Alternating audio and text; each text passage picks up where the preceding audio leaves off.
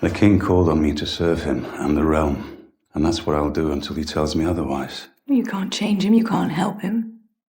He'll do what he wants, which is all he's ever done. You'll try your best to pick up the pieces. That's my job, then.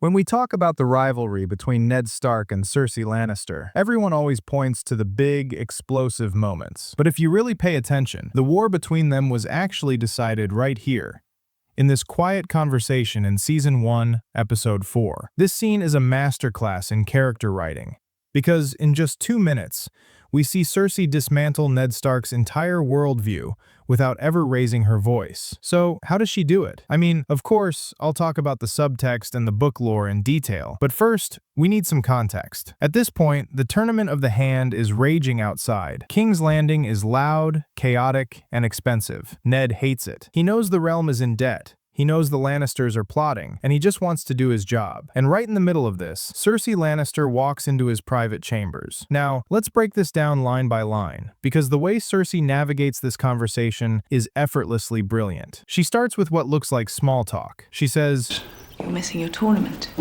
but Ned immediately shuts her down. Putting my name on it doesn't make it mine.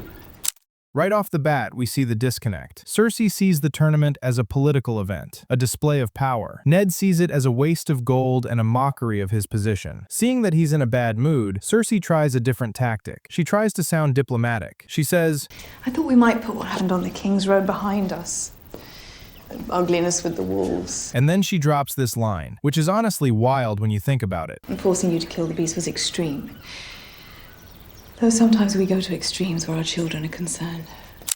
If you take a closer look at Ned's face here, he isn't buying it. She calls it extreme, even though she was the one who demanded Lady's death. She's trying to rewrite history to make them both seem like victims of circumstance. She's testing him, seeing if he's willing to play nice. When Ned refuses to take the bait, she pivots to his children. She asks about Sansa. How is Sansa? Ned gives a short answer. She likes it here. And this is where Cersei makes her first real move. She says, She's the only Stark who does.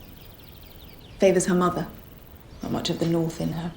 this is subtle, but it says a lot. By comparing Sansa to Catelyn and pointing out she has no North in her, Cersei is subtly drawing a line. She's saying that Sansa belongs to the South, to her world, while Ned is an outsider who doesn't fit in. Ned finally gets fed up with the pleasantries and asks the real question. What are you doing here? And Cersei throws it right back at him. I might ask the same of you. What is it you hope to accomplish? This is the heart of the scene. Cersei feels threatened. She knows Ned is investigating Jon Arryn's death. She wants to know his endgame. Ned gives her the honorable answer, the Stark answer. The king called on me to serve him and the realm, and that's what I'll do until he tells me otherwise. Ned truly believes that his duty is to fix Robert's mistakes. But Cersei, she laughs at that idea. You can't change him, you can't help him. He'll do what he wants, which is all he's ever done. You'll try your best to pick up the pieces. And let's be honest, she's right. She knows Robert better than Ned does. Ned remembers the Robert from the rebellion, the hero. Cersei lives with the Robert of today, the drunkard who bankrupts the realm. But Ned is stubborn. He doubles down. That's my job, then. So be it.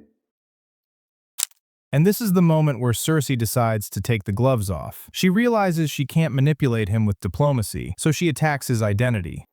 You're just a soldier, aren't you? You take your orders and you carry on.